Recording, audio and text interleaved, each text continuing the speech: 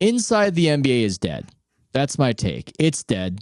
And it is dead even if, as you have posited, it moves to some other place, even if Amazon or whatever takes it over, because the reports are today that Warner Brothers, Turner, they've been boxed out of the negotiations. They will not have NBA rights after this next season.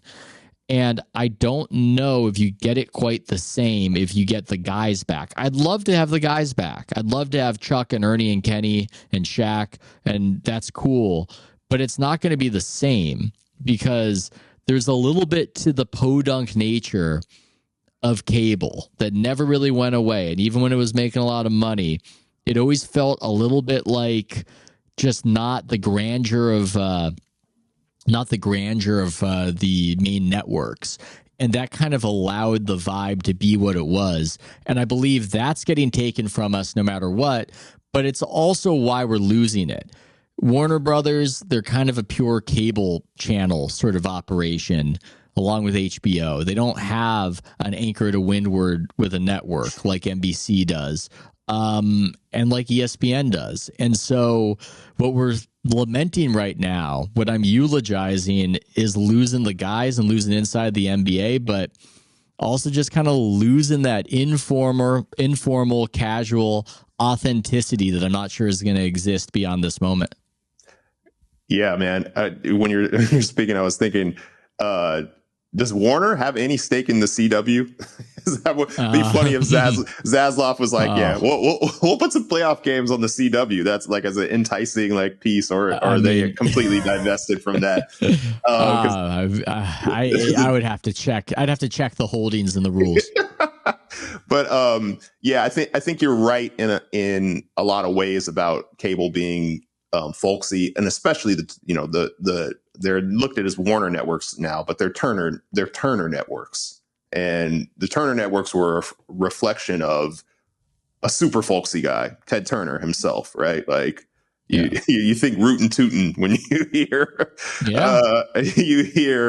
Ted Turner, and like he was like one of the Wildcatters, like Jerry Jones, only he struck oil in the sky with satellites, is what it felt like. Like, yeehaw, I just found this.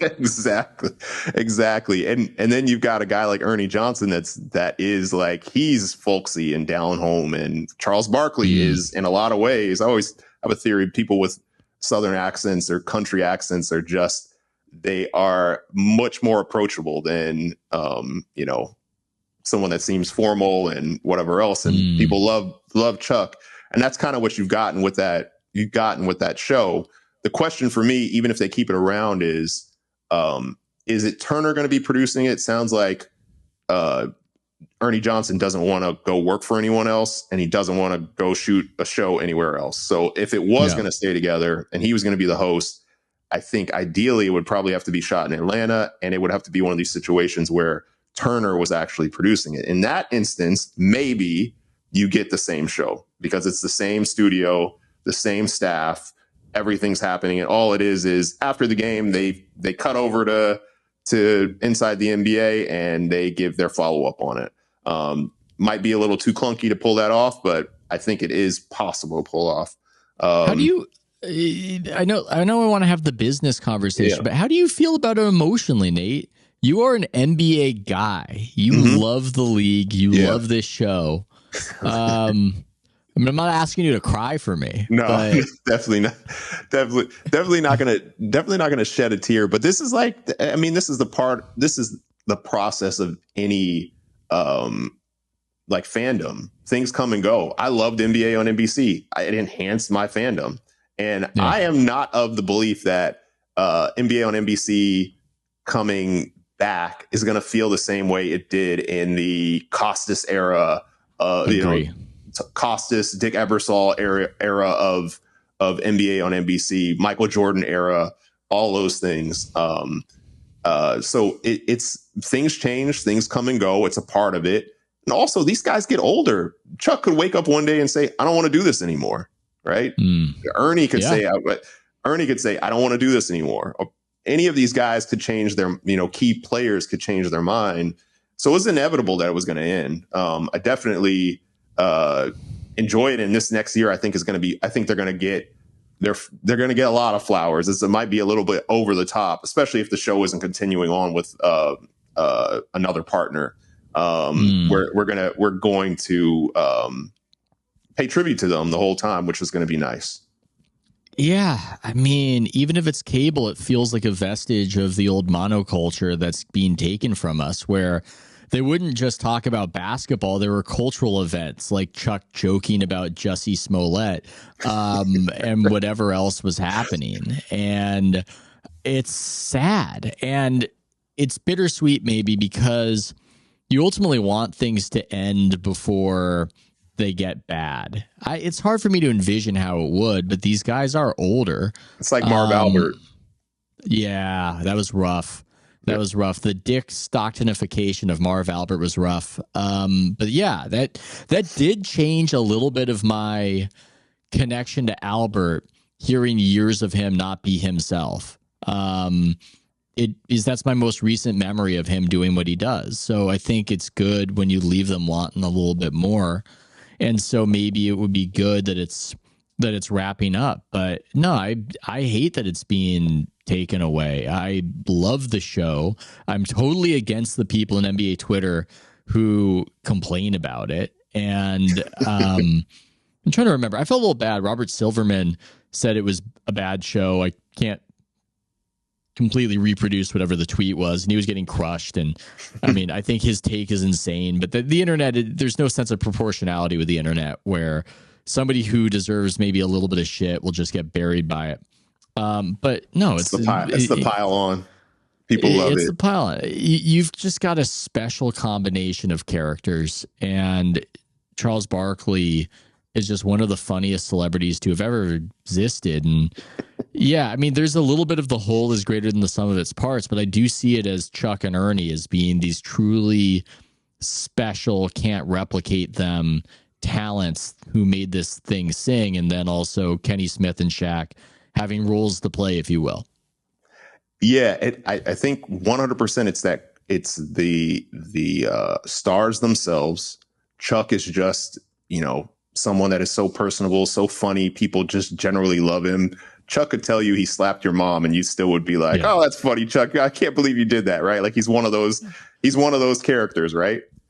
I mean, I've heard stories, seen Chuck partying with media members saying just wild stuff. And I'm doing the thing right now. I'm going, well, should I talk about that? Or is that going to be aggregated if I talk about it? We'll have to paywall. But stuff where just the stuff he gets away with. I'll tell. Okay, I can tell this story because I think it just shows the Chuckness of Chuck and the being so wrong, but everybody being delighted by it. In Oklahoma City, he was partying with media members at that Sheraton Hotel, and there was a wedding there, and he just became part of just the wedding almost, and buying everything for the bride and the groom, and just being the life of the party, and they're so happy. And then he leans over to one of the media members and he says about the bride, "You see later, she'll knock on my room door. She'll be in my room." But he wasn't serious. But it's just I would like to think that he didn't mean it, but that's the sort of thing that he can do, and we all laugh and go, "Oh, Chuck." Where if Isaiah Thomas did that, you're like, "This fucking snake," It's just a different thing. It's crazy. It's just like how Michael Jordan. Everyone knows MJ is an asshole. Right? Like it's just his personality. He's a killer, whatever else. But people like him. They don't like him. They love him. So he can be anything he wants, and he's going to be beloved.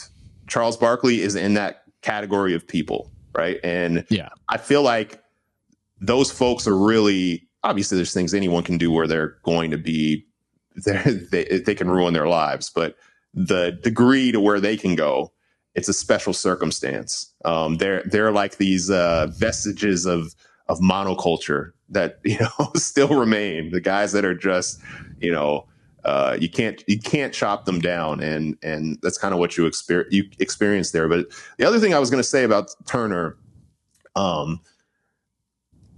it's obvious that their production crew is special.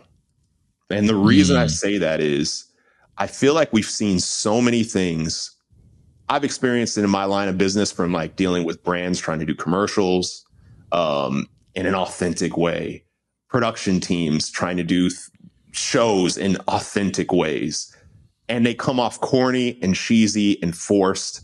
And there has to be something there's some secret sauce there beyond just the talent, but the actual production crew and how they approach things and the way they think about things and the type of people that they hire. There's a secret sauce there that has allowed them to produce that show. Like, it's very obvious. Versus we know what the fabric of ESPN is. It's debate and rumors, right?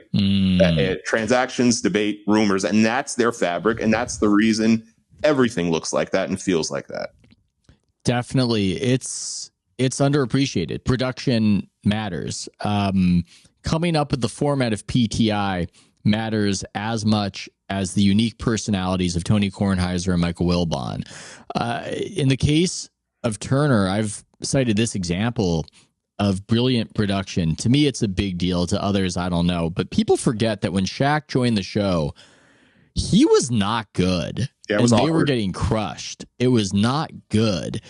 And what I think allowed Shaq to thrive on Inside the NBA and for them to really just get their footing and get momentum was one of those producers back there coming up with one of those producers coming up with Shaqtin' a Fool. Yeah. And to me, I don't know how they came up with it, but I could imagine that it went like this. Okay, what does Shaq do? What does he like to do? What is he good at? Well, he's kind of a middle school bully, if we're being real about it. I mean, he's a lovable middle school bully, but he's a middle school bully.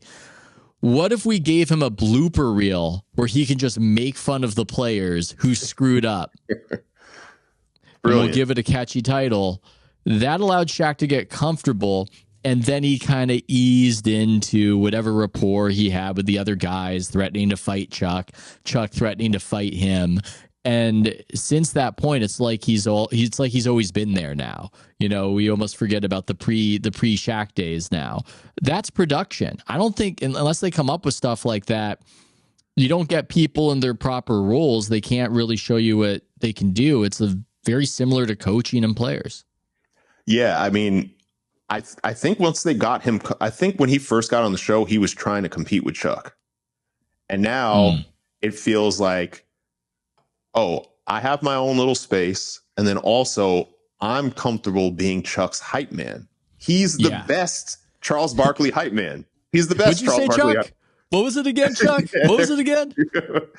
And he makes it, his hype man act with Chuck makes it funnier. Like he knows how we all are going to react. He's like Ed McMahon for Charles Barkley. Yeah. Like, what kind of women they have in San Antonio, Chuck? It's so good. Yeah, it's great. It's great. I'm fascinated by the idea of just this authenticity, because some of what we're saying, and we talked earlier about the Pat McAfee show influencing Stephen A. Smith, somebody might say, well, that's authenticity.